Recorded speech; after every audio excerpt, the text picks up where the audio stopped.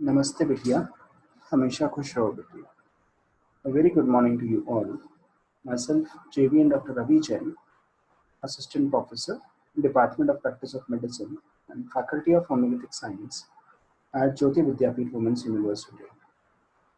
In today's lecture, we are going to discuss about the Introduction to Dermatology, Session 3. In today's lecture, we are going to discuss about the secondary lesions of the skin and also about the hair. In the previous lecture, we have discussed about the primary lesions of the skin, and in today's lecture, we are going to continue from the previous session. So let's start with the Introduction to Dermatology, Session 3. Now, there are various secondary lesions in the skin. In the last lecture, we have discussed about the various primary lesions. In today's lecture, we are going to discuss about the secondary lesions. So, there are various secondary lesions of the skin, and various terms are used to describe those lesions. So let's try to understand those words that will be commonly used in the description of these lesions. Number one is lichenification. Lichenification is a distinctive thickening of the skin that is characterized by accentuated skin fold markings. So lichenification is basically a distinctive thickening of the skin that is characterized by accentuated skin fold markings. Then we have scale. What is a scale? Scale is an excessive accumulation of stratum corneum. So in the stratum corneum, there is excessive accumulation that is known as the scale. Next, we have crust formation. Crust, what is crust? Crust is the dried exudate of the body fluids that may be either yellow, that is serous crust, or red, that is hemorrhagic crust. So crust is basically a dried exudate of the body fluids. It can be yellow or red. Next, we have erosion. What is erosion? Erosion is the loss of epidermis without an associated loss of dermis. So in the erosion, we have loss of epidermis without an associated loss of dermis. The ulcers, in the ulcers, we have loss of epidermis, at the least a portion of the underlying dermis. So in the ulcer, there is loss of epidermis and at least a portion of underlying dermis. Next, we have excoriation. Excoriation is the linear angular erosion that may be covered by crust and are caused by scratching. So excoriation is basically linear angular erosion that may be covered by crust and caused by scratching. Next, we have atrophy. Atrophy is acquired loss of substance in the skin. This may appear as a depression with intact dermis. So atrophy is the loss of substance. Next, we have the scar. Scar is a change in the skin that is secondary to the trauma. So the scar is change in the skin secondary to trauma or inflammation. The sites may be erythematous, means red, hypopigmented, or it can be hyperpigmented depending upon the age or character. The sites on the hair-bearing areas may be characterized by the destruction of the hair follicles. Next, we come to the stria. Stria are atrophic pink or white linear lesions. These are atrophic pink or white linear lesions due to the changes in the connective tissue. We have changes in the connective tissue. Distribution of lesions. The lesions can be symmetrical or asymmetrical.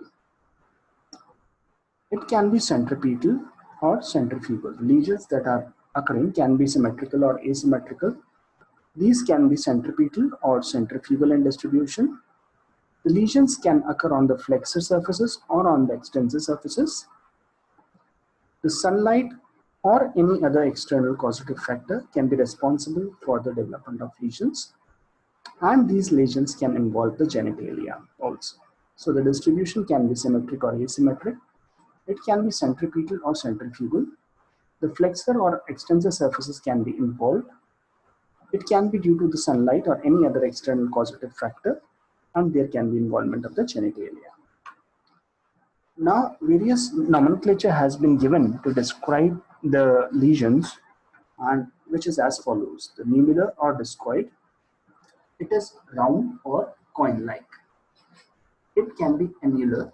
Annular is ring-like appearance. It can be circinate. Circinate is again circular. It can be arcuate. Arcuate is curved. It can be gyrate or serpiginous, that is wave-like appearance. It can be linear, that is in a line, or can be grouped, that is in clusters, and it can be reticulate, like in the net.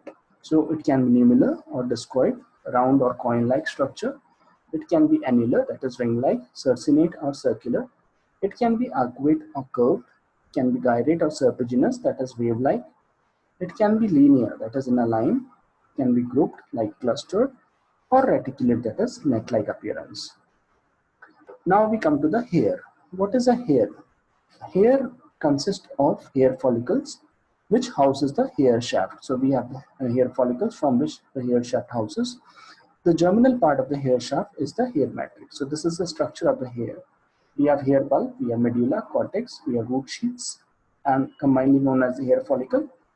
Then there is sebaceous gland and sebaceous duct, and then we have the hair shaft coming out from the epidermis. Now, what are the different types of hairs? There are three types of hairs. Number one is the terminal, number two is the vellus, and the third is the lanugo. So terminal hair is a coarse medullated hair which can occur on the scalp, mustache, beard, eyebrows, or pubic hairs. So it is terminal hair, that is coarse medullated hair. Next we have the vellus or non-medullated hair, that is fine, short down hair. Example on the face of women and on the prepubertal boys. Next we have the lanugo, that is the hair covering the fetus. So three types of hair: terminal, vellus, and lanugo. Now what are the different abnormalities in the hair? There can be too little hair, or there can be too much hair. So too little hair consists of alopecia, and now it's a classification of alopecia. It can be localized or generalized. Localized can again be non-scarring or scarring. So we will start with the localized, the classification of alopecia. And there can be localized or patchy alopecia. That is, first one is non-scarring, which does not leave a scar, that can occur in the tinea capitis.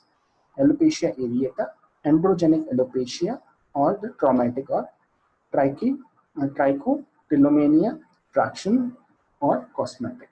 So these are the non-scarring, that is, they do not leave any kind of scars. Next is the scarring, localized alopecia, that can occur in idiopathic cases when they are leaving scars. Developmental defects, it can be discoid lupus erythematosus that can lead to the scarring alopecia. It can be seen in herpes zoster. We can also see it in the pseudopelade, or it can occur in the tinea capitis or carrion. These leave scars. Now we come to the generalized alopecia. So generalized alopecia can again be non-scarring and scarring. So let's start with the non-scarring first. Non-scarring can occur in the drug-induced cases. It can be seen in telogen effluvium. We have androgenic alopecia, metabolic, that can occur in diabetes mellitus. We have thyroid disorder, example hypo and hypothyroidism. It can occur in the hypopituitarism. It can occur in the nutritional deficiency with HIV infection or disease. It can also be seen with a liver disease like cirrhosis of liver, and can be postpartum or syphilis. The scarring generalized alopecia is seen in the cases of discoid lupus erythematosus, sarcoidosis. It can be seen after radiotherapy in the lichen planus biliaris. It can be seen with the folliculitis, decalvans, or cutaneous metastasis. Now the opposite condition, when too much hair are present on the body. It occurs in two conditions. The first one is hirsutism. Hirsutism is basically the excessive growth of coarse terminal hair in the male pattern in a female. So if male pattern hair are growing in female, that condition is known as the hirsutism. It is the androgenic distribution of hair in female. Hirsutism in female involves those areas which have hairs in the males. That is male pattern. Example on the face, on the trunk, and on the limbs. What are the different causes of hirsutism? The causes of hirsutism includes idiopathic, when the cause is not known, polycystic ovarian syndrome, We have congenital adrenal hyperplasia. There are various exogenous androgen administration that can be responsible for the cause of hirsutism. Androgen secreting tumors of the ovary or adrenal cortex. And then we have Cushing syndrome that is leading to the development of hirsutism. So we have idiopathic polycystic ovarian syndrome, congenital adrenal hyperplasia, exogenous androgen administration, androgen secreting tumors of the ovary and adrenal cortex, and Cushing syndrome. The second condition that is leading to the much facial and body hair is hypertrichosis. Hypertrichosis is an excessive growth of the terminal coarse hair which do not follow an androgen-induced pattern.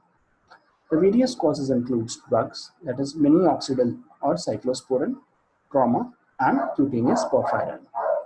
So these are the various causes of hypertrichosis: drugs, trauma, and cutaneous porphyrias.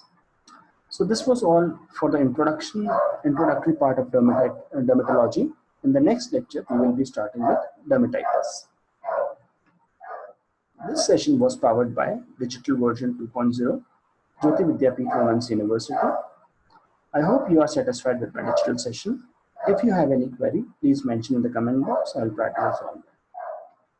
So this was all for today. Thank you very much. We will be meeting in the next lecture with dermatitis.